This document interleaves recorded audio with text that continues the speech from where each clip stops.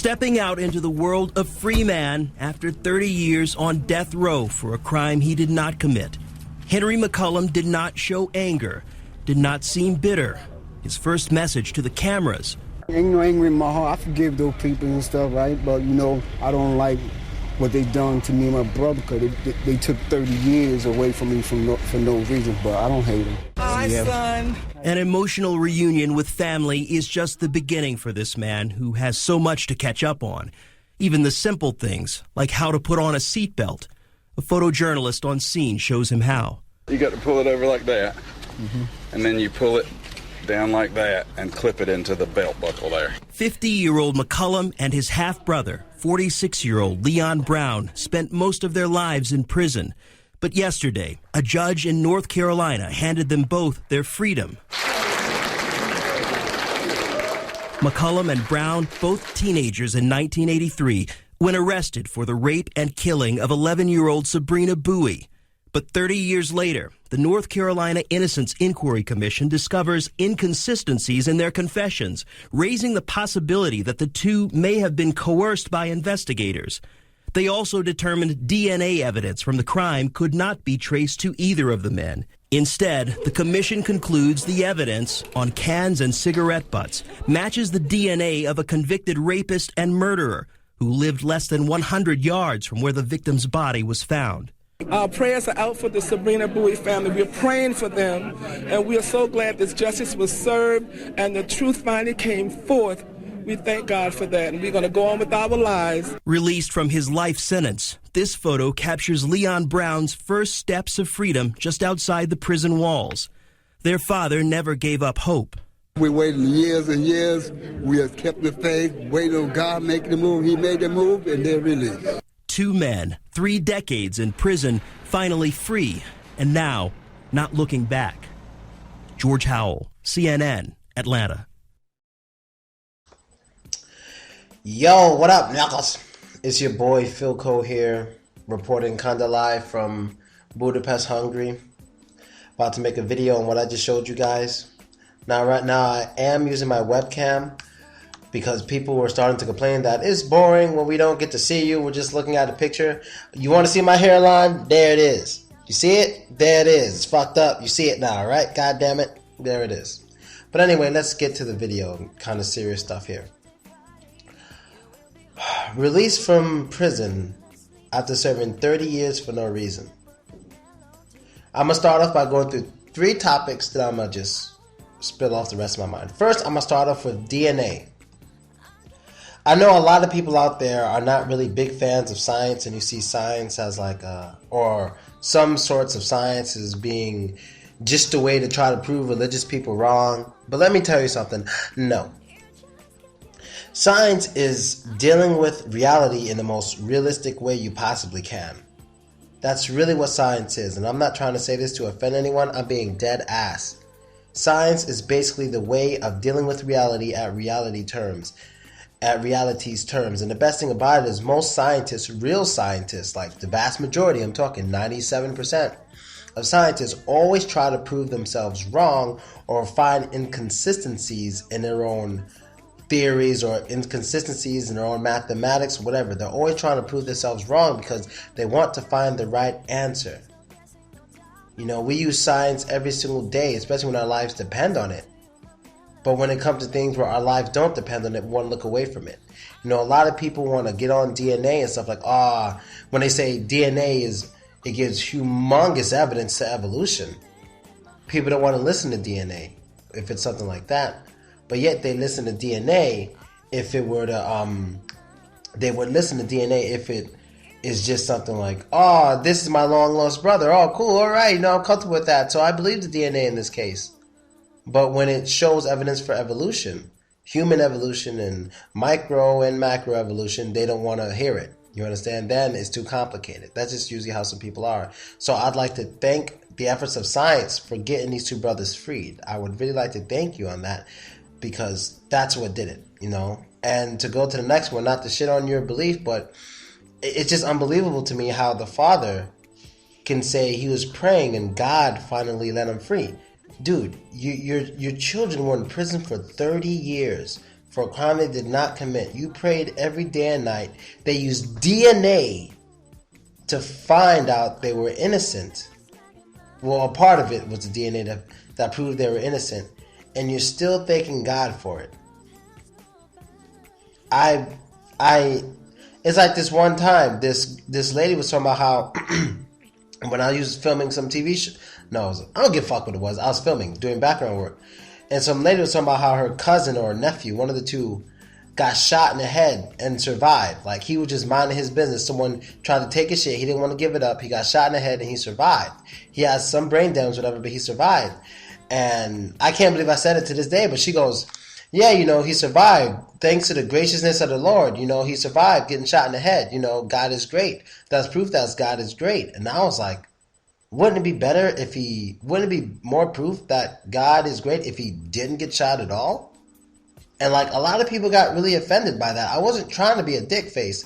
I was just saying, like, wouldn't God be great if he didn't get shot? Like, I walked down the street many days that didn't get shot in the head. How is God showing his greatness by this guy getting shot in the head? That's the only difference between me and him is he got shot in the head. But he didn't die, but okay. He's suffering. He suffered. He got shot in the head.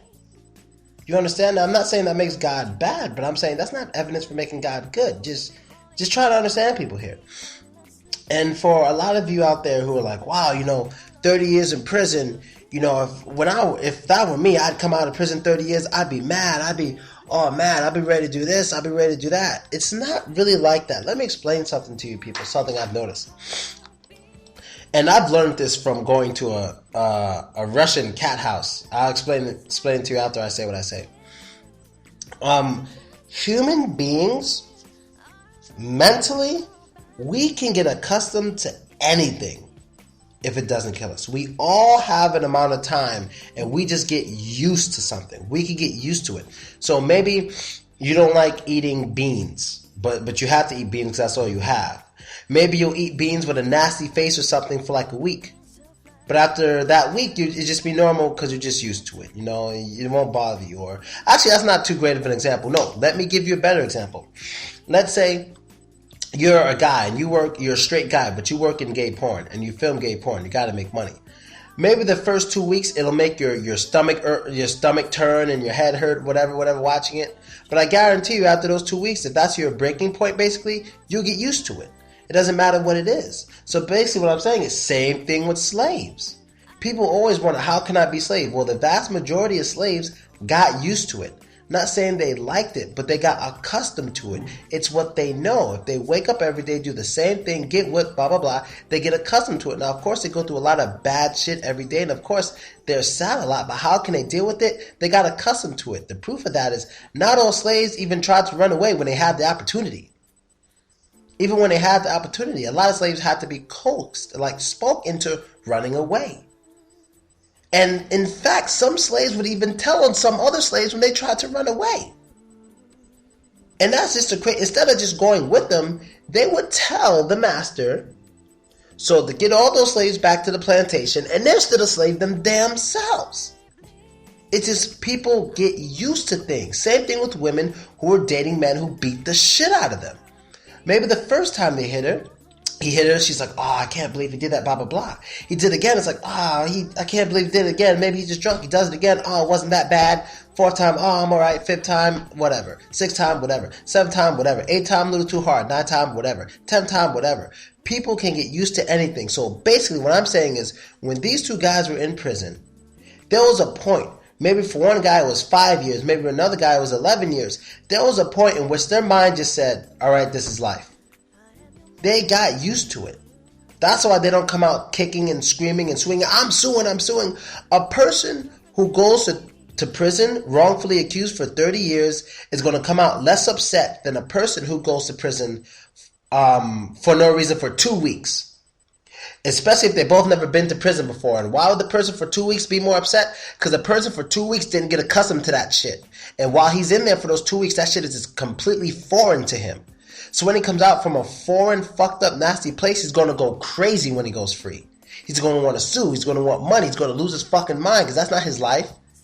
He went through 99.99% of his life doing normal shit, that he's in prison for 2 weeks for no reason, he's gonna fucking lose it. Especially if he goes in as a child rapist and someone like fucks him or something like that, he's gonna lose his mind. These guys were in there 30 years as child rapists. They got used to it at a point. It became life, and I guarantee you, a lot of prisoners say this, and maybe they will say it themselves. They're more comfortable on the inside now. They got to come out, get used to new computers, cars, electronics, technology, all these things that are going to throw them off. Is one day, one of them or both of them just might say, damn, shit was easier on the inside. That's why a lot of prisoners, a lot of convicts keep getting strikes, because they don't mind being on the inside. They're used to it. They got used to someone telling them what to do. They got used to being controlled. They got used to not needing a job. They got used to free healthcare. They got used to being served food. They didn't have to go out and buy the shit. They get used to it. The human mentality is capable of getting used to fucking anything, and it's crazy. That's why they don't come out kicking and screaming. They're just happy to be out. They're happy to see their loved ones. They're happy to be free. But right now, I'm going to tell you something that it might sound stupid, but just trust me on this. Right now, when they first came out, that first week is going to be harder than the last week. No, that first week as a free man is going to be harder than the average week they had in prison. It's going to be harder for them. It's like, oh, how do I do this? How do I do this? Now, I'm not saying they don't deserve to be compensated. They deserve to be compensated. Oh, who knows how much money? I'm talking $50 million apiece at least. These two men deserve to be compensated, and their families just they should be good for life. Everybody who's alive in his family should be good for life and taken care of. All of them. They should be good for life. So don't think I'm saying they shouldn't be compensated, but I'm just saying, yo, bro, they got used to it. That's why they come out like that. They ain't even angry. The people who are more angry about it are the family. You notice the family's more angry about it. The family's more angry than them. You understand? The family, the father and all that stuff, they're going to be a little more angry than the prisoners. Prisoners are like, yeah, I'm just happy to be out. I'm just happy to be here, blah, blah, blah. And about how's prison? Yeah, it was terrible, it was bad. But they're going to say these things without much emotion. They're going to be like, yeah, it sucked, but, I'm out. Because they got used to it. They got used to it. They are very used to it. You understand? So, that's all I really want to talk about this video. I find it really fucked up. Maybe it was a racial thing. It could have been a racial thing. I'm sure a lot of you out there are probably thinking it's a racial thing. Maybe it was. I don't know. I'm not saying it was or wasn't. But I'm just saying, dude, it was fucked up. That was real. It just real fucked up, people. And I'm out. Later.